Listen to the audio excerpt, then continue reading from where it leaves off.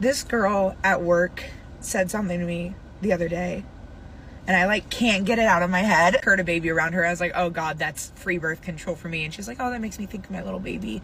And I was like, yeah, I'm too selfish. I don't want kids. Like, I have a dog. That's enough for me. A couple days later, she's like, so you don't want kids, but you have a dog. Do you have like a boyfriend or anything? And I was like, no, I've never had a boyfriend. She was like, how old are you? And I said, 27. She's like, and you've never had a boyfriend? And I like never really cared. But there's something about her like saying that really hit me this time, because like I've never been on even like 2 dates with the same person. Like, even guys I've talked to or like hooked up with, they'll slowly stop talking to me, and then I find out they have a girlfriend, or they get into a new relationship like a week later. And like when I was younger and I didn't have a boyfriend or a girlfriend, I'd be like, it's because I'm fat. I used to weigh like 320 pounds. I lost 160 pounds. It's not like I'm being hit up every day, every week, even every month with like people in my DMs or like messaging me on Snapchat trying to get with me. It's like no one hits me up. It's not even like I'm being selective with who I'm picking and like turning people away. It's just like people aren't coming up to me, and I don't understand. Not like I have an issue with people like wanting to hook up with me, but if it tries to go a step further, they're like, absolutely not, no. I don't want to just like hook up with random people that I don't know, so I'll tell people that I don't want to hook up with them until I know them, and then they're like, well, you're a prude. I'm like, I literally can't win. Why it's like hitting me so hard this time is the fact that she had the audacity to ask by choice, and I just sit there and I'm like, no, it's not by choice. When I was younger, I was like, oh, it's because I'm fat. Oh, it's because I'm fat. Once I lose weight, I'll have no problem. And now that I'm like not fat, I'm just like, what is it? What is the reason? So now I'm gonna finish my energy drink and hit the gym until I can't feel my emotions anymore. Maybe that's the reason. So I've been seeing this guy for about 3 months now, and although we spend a lot of time together, we both decided that we don't want a relationship or anything too serious. So recently, one night after he drank a little bit, he might have slipped up and told me that he loved me. What were y'all doing when he told you he loved you? Well, we might have been in the process of getting into something. Every man in this room has said that at a particular time. Right? It doesn't mean that we love you. What it means is we love what's happening right now. And since it's happening with you, then hell, you it.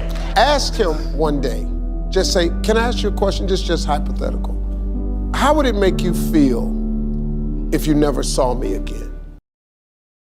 When a man wants to get married, he's only getting married truly for one reason. Because let me be honest with you women, the men can work and provide for themselves. He does not necessarily need you to cook, clean, and have sex, because he can get sex from multiple women. They're giving it out. A lot of them can cook and clean. Their mother taught them, or they can pay someone to get it. The culture is telling them, do not get married. So why would a man go past what the culture is telling him and choose to have a wife? Because with a wife, you can now have love, you can now have nurturing, you can have support, you can have affection. This is what he can't get from a roommate. So if that is not what you're leading with in your relationships with men, is love, support, nurturing, and respect, this is why your husband is now pulling away, because in the beginning you gave him those things. But as you got into the relationship, you got bitter, you got resentful, you start seeing his flaws, start counting that against him, you start measuring him against other men, and now you're pulling back on the love, the affection, and the nurture.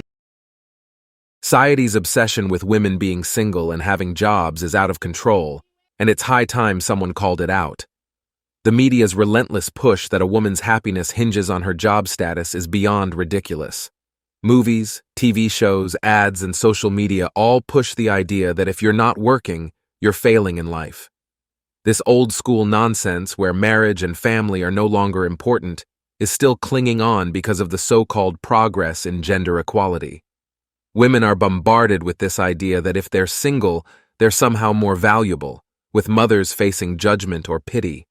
The media and cultural norms are doing a bang-up job of making solitude look like a personal choice rather than just a life failure. Feminism's constant cry for validation and victimhood hasn't helped either. It's turned personal fulfillment into a competition and made being alone seem like an achievement. Instead of promoting genuine happiness and self-worth, it's pushing women into feeling incomplete and inadequate if they don't meet these outdated standards. It's about time we stop pretending that fulfilling societal expectations is the be-all and end-all and recognize that real contentment comes from within. Women disrespect men in a lot of ways that sometimes y'all don't know that a man feel disrespected. When you correct your man in front of a room full of people, you just disrespecting him, emasculating him, and shrink him as a man. Ooh, and he might not say nothing, he might not even have the words, or he might be smart enough to not make a bigger scene, but you do not never do that. And that's one of the things I've seen women do, and I'm like, it makes everybody else with the high IQ, it makes us uncomfortable when we see you do that. When you talk to your man crazy or use a certain tonality to speak with him, it makes men with a certain intellectual and emotional IQ, it makes us uncomfortable. Women who do that, a man doesn't feel respected. The other thing a woman doesn't want, and no men really want to have around either, is a man who's actually weak and unskilled, who pretends to be moral and kind, not only to cozy up to women, but also to parade his weakness as moral virtue. You know, I'm not the mean guy, I'm not the bad guy. Well, the reason for that is you're too goddamn weak to manage that. And instead of just admitting that forthrightly and doing something about it, you parade it as a moral virtue. Men are not intimidated because you make money, sis. They're not intimidated. They don't want to deal with your attitude. They're not intimidated. They don't want to deal with you. Women think it's attractive to be a lot to handle. No, grow up. You are a burden. The really emotionally connected woman who's super loyal and super loving, she can't be with a man who's super busy. She can't do it. She's too anxious. She misses him too much. She needs him home all the time. She needs predictability. She needs stability. She wants a home. She wants you to help her put the kids to bed at night. Whereas the woman that's like, yeah, you can go on business trips for a couple of months. Yeah, you know, I'll see you when I see you. She tends to be a bit more emotionally detached. So what happens is that man ends up not having his emotional needs met at work, and sometimes they can be missed at home as well. Feminism's relentless push for female empowerment is driving women straight into loneliness. It's almost as if the movement's mantra of, "You don't need a man to be happy," is a recipe for isolation. Women are told to prioritize career and independence above all else, often at the expense of genuine, fulfilling relationships. The irony? As women chase professional success and personal freedom, they're left alone, their social circles thinning as they bury themselves in work.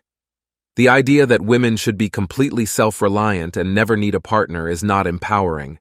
It's isolating. Feminism's obsession with financial independence and autonomy can turn relationships into a dirty word, as if needing someone else is a sign of weakness.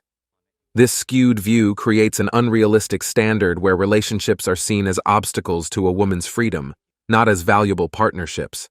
Furthermore, feminism's constant bashing of traditional relationships as oppressive and outdated only drives women further from forming meaningful connections. The narrative that conventional relationships are inherently flawed or limiting makes many women wary of pursuing them, even though they might offer the stability and companionship they secretly crave. The result? A growing epidemic of female loneliness. Women who've bought into the feminist hype might have successful careers, but they're often left feeling empty and isolated. The very message that was supposed to liberate them has, in many cases, pushed them into a life of solitude, making them question if all that independence was worth the cost of their emotional well-being. In essence, feminism's current trajectory isn't empowering women. It's setting them up for a future of loneliness and regret.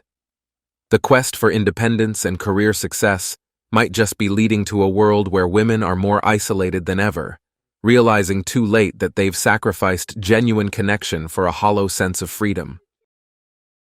The really emotionally connected woman who's super loyal and super loving, she can't be with a man who's super busy.